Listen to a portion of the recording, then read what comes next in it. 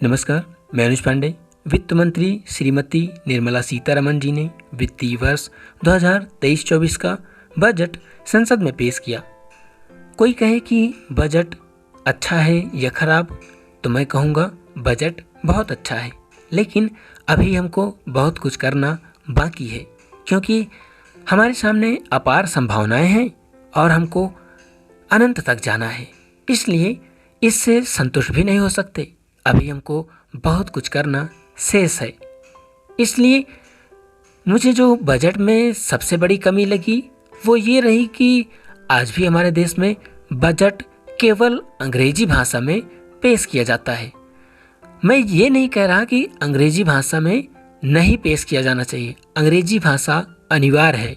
बगैर अंग्रेजी के आप भारत के ही कई राज्यों में आप वार्तालाप नहीं कर पाएंगे। भारत के ही कई राज्यों में आप बगैर अंग्रेजी के बातचीत नहीं कर सकते। और भारत के बाहर तो दुनिया के किसी भी देश में आप चले जाएंगे तो आपको अंग्रेजी आना अनिवार्य होना चाहिए। तो फिर अंग्रेजी तो बिल्कुल अनिवार्य है। मैं अंग्रेजी को ये नहीं कह रहा कि अंग्रेजी का प्रयोग नहीं करना चाहिए या फिर अंग्रेजी में बजट नहीं पेश किया जाना चाहिए। मैं सिर्फ ये कह रहा हूँ कि अंग्रेजी में अनिवार्य रूप से बजट पेश किया जाना चाहिए, ताकि देश दुनिया में हर कोने तक हमारे बजट के प्रावधान तक लोग पहुंच बना पाएँ, हर व्यक्ति उसको समझ पाए।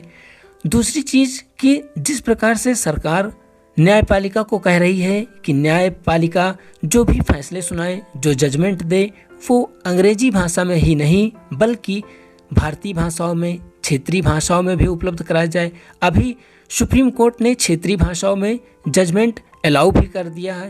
पहली बार सुप्रीम कोर्ट क्षेत्रीय भाषाओं में अपने फैसले उपलब्ध करा रही है।